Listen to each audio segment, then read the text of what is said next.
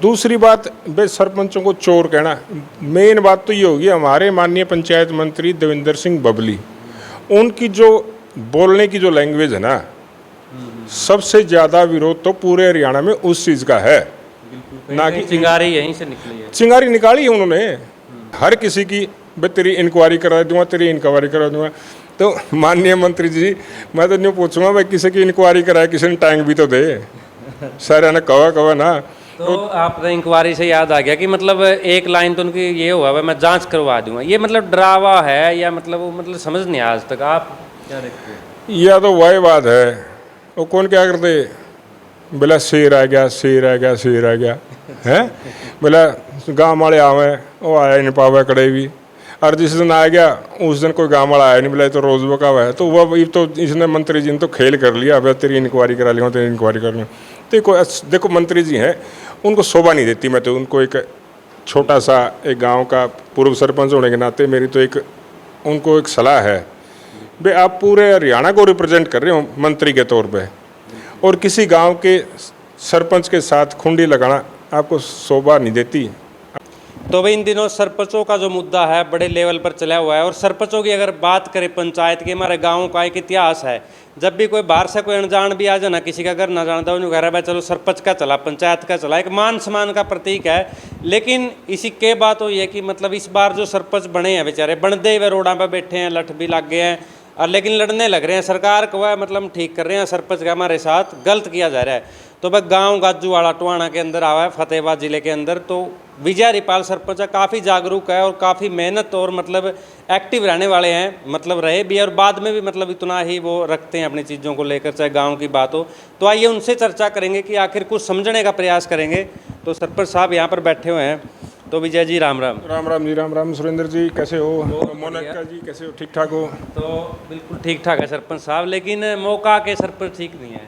मतलब आपने भी देखा होगा बेचारे, मतलब बनते ही रोड़ा पे बैठे हैं, कड़ियाँ लाठी लग रही है, और मतलब सबसे पहले तो इस घटना पे आप दो मतलब लाइन रखो। जो हमारे जितने भी सरपंच साथी हैं वो एक चुने हुए जनप्रतिनिधि हैं, जनता के नुमाइंदे हैं, गांव के मुखिया हैं, और मैं तो कहूँगा गांव के चीफ मिनिस्टर हैं। उनके ऊपर लाठी चार्ज करना एक बहुत ही निंदनीय है, और जो उसकी जितनी निंदा की जाए मैं उसकी बहुत गहरे उनके प्रति दुख प्रकट करता हूँ। भाई उन पर लाठीचार्ज किया गया। मतलब कुछ सोचना चाहिए था कि मतलब बातचीत के जरिए या कोई मतलब, वो अकेला एक सरपंच नहीं है, ये नहीं है भाई वो विजय हरिपाल हो गया कि रणबीर है, मान लो रणबीर गिल, वो रणबीर गिल नहीं है, वो पूरा गांव है। वो लाठी रणबीर को नहीं लगी, वो पूरे समैण गांव को लगी है। अगर मेरे सरपंच हो तो मेरे लाठी लगती है ना, अगर वो मेरे पूरे गाँव को लगती है।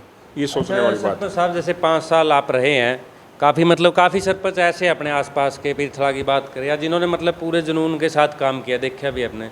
तो मतलब जो ये टेंडरिंग वाला मुद्दा बता रहे हैं यहाँ पर, इसमें क्या अलग से मतलब सरकार इस तरह पेश करेगी, अलग से कोई ऐसा चमत्कार हो जाएगा कि मतलब जो काम होने हैं वो मतलब तेजी के साथ और पारदर्शिता जो सरकार करने लगी, उसमें आपने क्या लगा? देखो ई टेंडरिंग ये काफ़ी दिनों से रोड़ा चल रहा है ये, और हमारे सारे सरपंच साथी लगे हुए भी हैं, इसका विरोध कर रहे हैं। ई टेंडरिंग कोई नया नहीं है, टेंडर प्रक्रिया हर डिपार्टमेंट में पहले चल रही है, लेकिन उनकी कोई स्वतंत्र चुनी हुई इकाई नहीं है। पंचायती राज डिपार्टमेंट में जो ई टेंडरिंग लागू करने, तो पंचायतों का चुनने का क्या फ़ायदा है?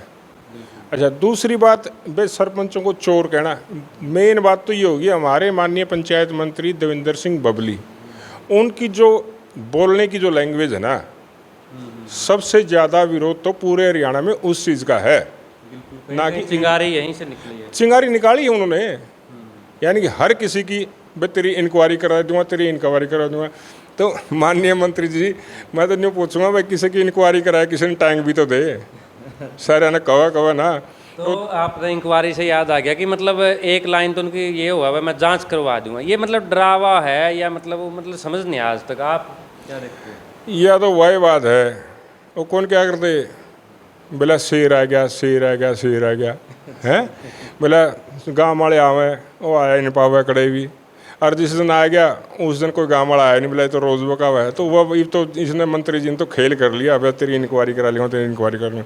तो देखो मंत्री जी हैं, उनको शोभा नहीं देती। मैं तो उनको एक छोटा सा एक गांव का पूर्व सरपंच होने के नाते मेरी तो एक उनको एक सलाह है, भाई आप पूरे हरियाणा को रिप्रेजेंट कर रहे हो मंत्री के तौर पे, और किसी गांव के सरपंच के साथ खुंडी लगाना आपको शोभा नहीं देती, हम इसकी निंदा करते हैं।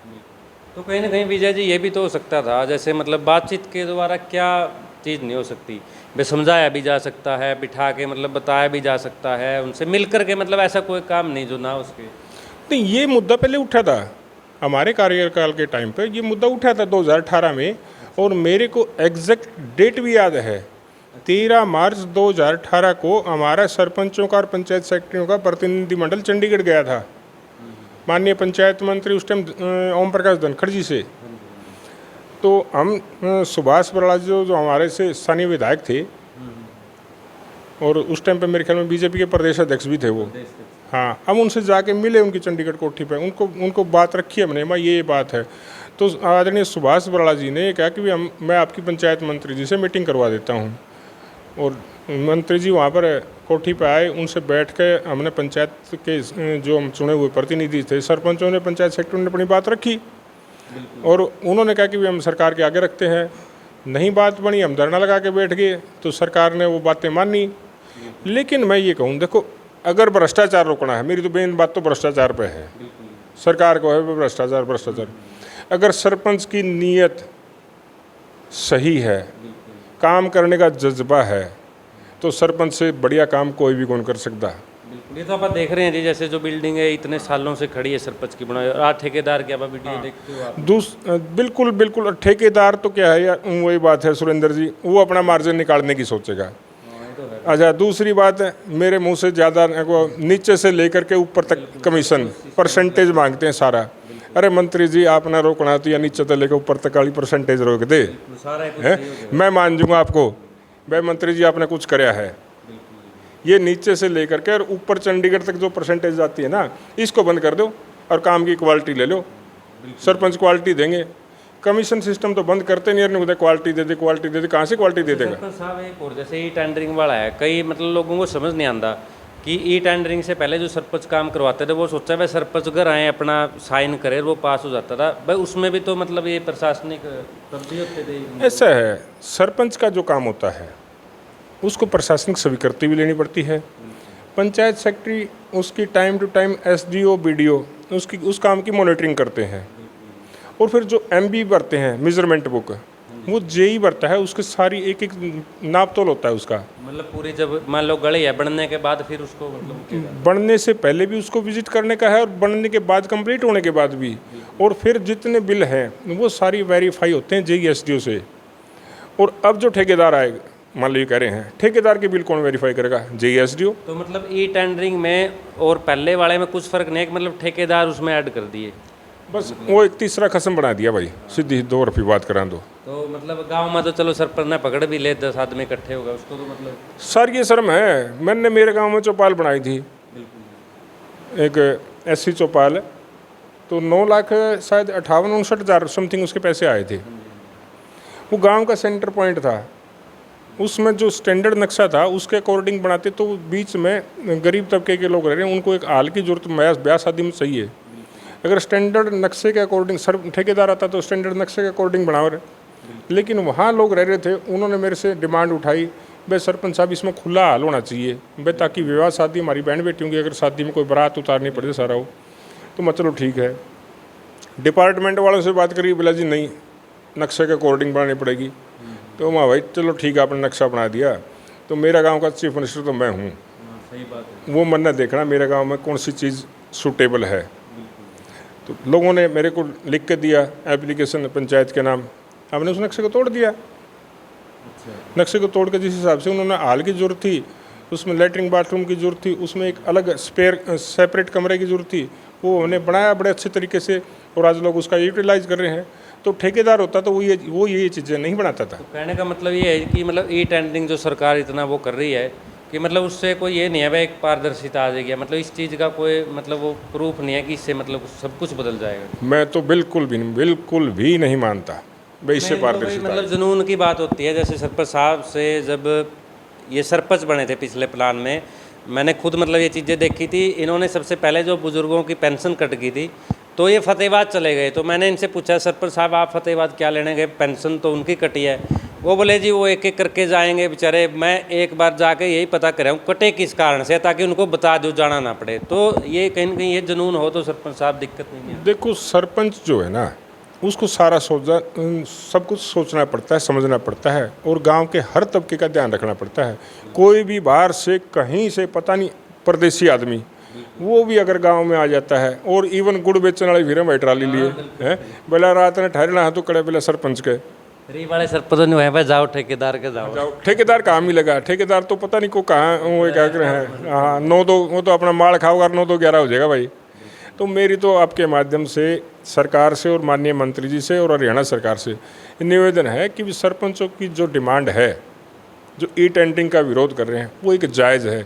भाई आप ठीक है एक मानदेय रख रखा है आपने 3000 रुपये, 3000 रुपया में तो आजकल बालक भी कौन बड़ो लगते भी में नहीं। आप मतलब जो विधायक है, मंत्री है, उनके उससे कंपेयर करें तो कहीं भी मतलब देखो विधायकों का और एमएलए मंत्री का तो क्या है जी, वो तो हर जितने बार चुने जाते हैं दोबारा उतने बार की पेंशन लेवा है क्यों, कितना बोझ है।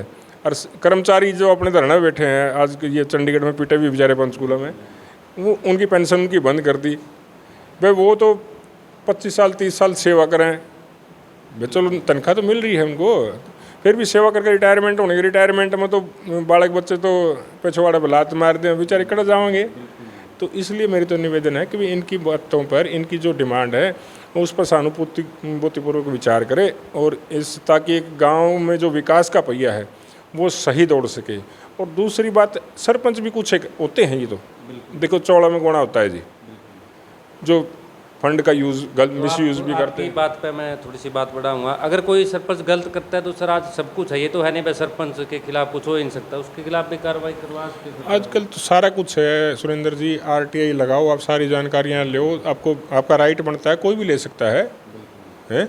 और ये तो वही बात हूँ खाम खाएंगे दोस्त खानी, राइट टू रिकॉल क्या है राइट टू रिकॉल है, ये खाम खाई की सोसेबाजी है, मैं नहीं मानता इस चीज़ को। मतलब ये तो जैसे दूसरे कुछ देशों में वहाँ तो फिर सांसद और विधायक पर होनी थी ना, बाद में नीचे आती है। मतलब वही बात है ना, अब 4 सरपंच खड़े हो गए, मतलब मेरे गांव में 3000 वोट हैं, सरपंच के कैंडिडेट मेरे गांव में 12 थे, अगर उनमें 12 में वोट डिवाइड कर लेना तो सारे 10-11 ही से तो उसके खिलाफ पहला ही है। वो तो मतलब रहने वाला खुश होगा भाई राइट टू रिकॉल डालना। तो ये तो हर साल चुनाव करवाने पड़ेंगे सरकार ने, देख लो इतना तो सरकार में दम तो है, तो राइट टू रिकॉल सही तरीके से लागू कर लो। तो वह आपने देखा जो ई टेंडरिंग को लेकर प्रदर्शन चल रहा है, उन पर जो पूर्व सरपंच है बड़ा बयान दिया। इसके अलावा मंत्री जी से भी थोड़ी रिक्वेस्ट करी है, रिक्वेस्ट ही कर सकते हैं क्योंकि आजकल जांच का मामला बार बार सुनने को मिलता है, तो हम भी जो है इस बात को छोटी करते हैं और यहीं पर विराम देते हैं। फिलहाल आगे देखना होगा कि सरपंच और सरकार के बीच सहमति बन पाती है या फिर ये आंदोलन ऐसे ही लंबा चलता रहेगा। ये खास मुलाकात गांव गाजूवाड़ा के पूर्व सरपंच विजय हरिपाल से थी। तो आगे भी व्यक्ति विशेष में मिलते रहेंगे, बने रहे TVN न्यूज़ के साथ।